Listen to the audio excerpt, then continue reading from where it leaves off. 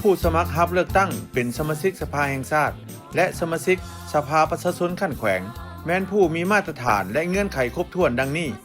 1. เป็นพลเมืองลาว 2. มีน้ำใจฮักชาติฮักระบอบประชาธิปไตยจงฮักภักดี และตั้งต่อบริสุทธิ์ต่อประเทศชาติถือเอาผลประโยชน์ของประชาชนเป็นกกรับใช้ประชาชนอย่างแท้จริงมีความอดทนประหยัดซื่อสัตย์เที่ยงธรรมบ่อวดองค์ทนงตัวบ่สวยไส้อำนาจเด็ดเดียวต้านการโซราดบังหลวงต้านพญาตอาญาสิทธิ์และเป็นแบบอย่างที่ดีในการปฏิบัติกฎหมาย 3. กำแน่นและยึดมั่นแนวทางเปลี่ยนแปลงใหม่รัฐธรรมนูญและกฎหมาย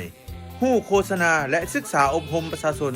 เด็ดเดียวสู่ชนเพื่อบรรลุเป้าหมายประเทศชาติมั่งคั่งเข้มแข็งประชาชนหั่งมีผาสุขสังคมมีความสามัคคีปองดองประชาธิปไตยยุติธรรมและศรีวิไล 4. มีความรับผิดชอบสูงต่อหน้าที่การเมืองค้นคว้ามีความเห็นต่อปัญหาสำคัญพื้นฐานของประเทศชาติของท้องถิ่นและสามารถปฏิบัติหน้าที่ของตนได้ 5. มีระดับการศึกษาจบชั้นมัธยมตอนต้นขึ้นไปมีวิชาเฉพาะใดหนึ่ง 6. มีสุขภาพดี